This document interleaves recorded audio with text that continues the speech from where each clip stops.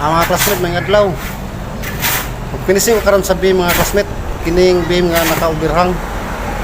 Kining dire sa ang overhead. Ako ipakita sa inyo kung saan ako paglabay nga di ko tanto nga mabuling. Kini akong itudlo karon mga classmate. Gamit gini siya sa mga bago pang gaton ug mason. Para napoy may makuha nga gamay nga idea. Sa di pa nato na siya pinisingan mga classmate. Ato sa na siyang bukadahan aron magkontak ang daan ug ang bagong ato nga finishing. Kayo ato sa ditog finish. Di gyud na siya mo pilit. Mukagal-kal ang atong finishing. Ako ipakita sa inyo mga classmate. Magbukada na po mga classmate. Sabi pa nato labayan mga classmate atong baso ng pin para magkontak ang simento.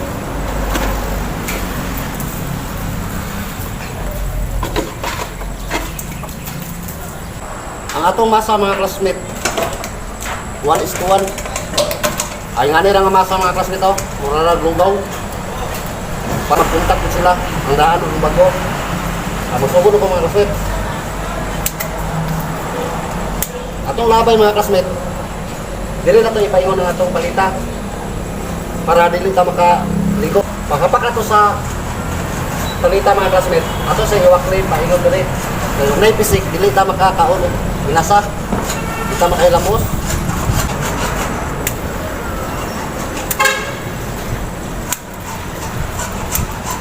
Pwede po na ito balihon ang palita mga classmate. Ana ang labay. Dipindi lang sa inyong blaster.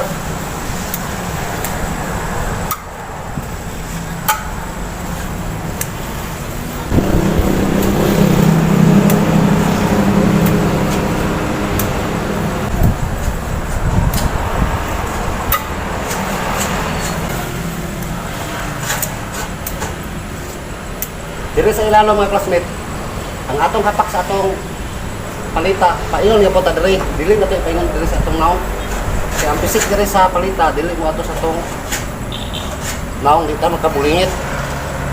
Ang atong masa sa bukada mga classmate, ingani rin ka lasaw. Para magpuntak sa dire sa simento, dire sa beam.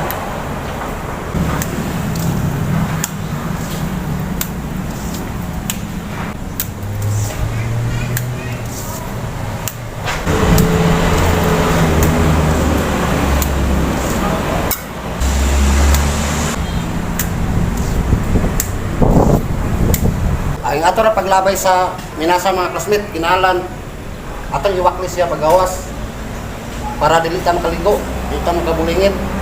Kung nga nga plaster mga classmate, pinagalikod ato siya iwakli, dili maingon para ang pisik dito ra. O pakayang po itong palita mga classmate, nga na sa mga classmate, padili po na itong labay, dili bahana. Kaya mga yang mabiling nga masa dito sa palita mga classmate, dinigin mo kayo sa atong sanina. Makabulingin kita. Kini gamit din ninyo mga classmate. Kamu nga bago pang gatuon mga classmate. Magiyan din yun kini mga overhead. Dili na po ta sa ilalo mga classmate. Pakayang mga classmate. Dili kaya po itong hapak. Dili maingon.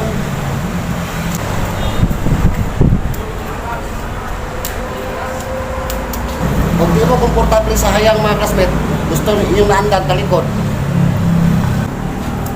O, nagapon sa mga classmate.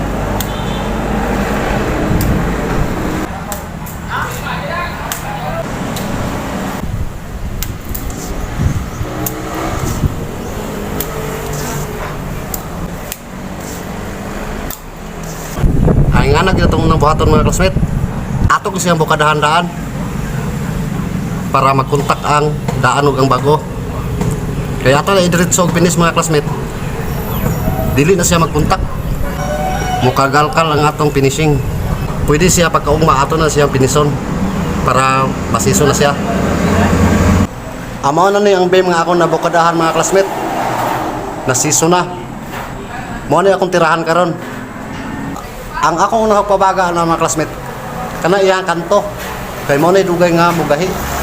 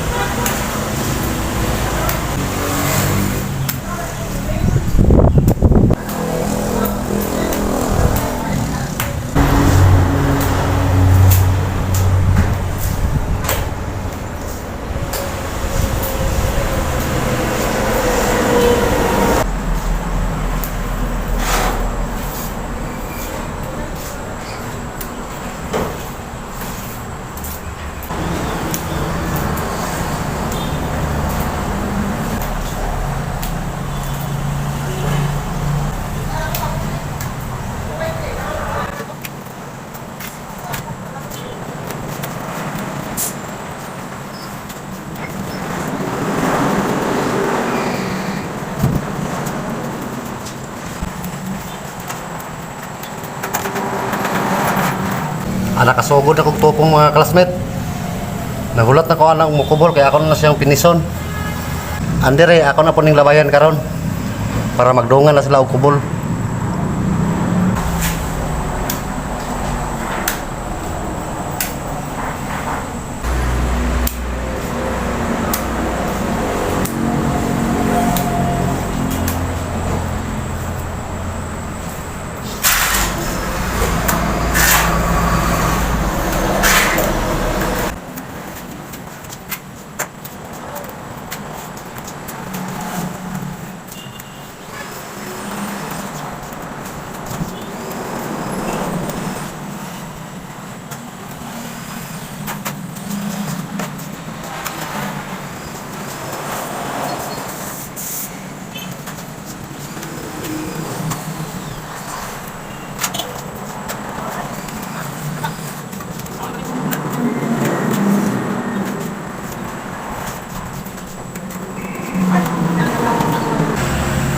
Hapit na ako masangko mga classmate. Kini simple lang ini mga classmate. Ako na nang gitudlo kay kato mga bago pa nga masang carpenter. Makita po sila og mga ideya. Kung saon nga dita makahilamos og masa. Dire na ko tong video mga classmate. Salamat, thank you.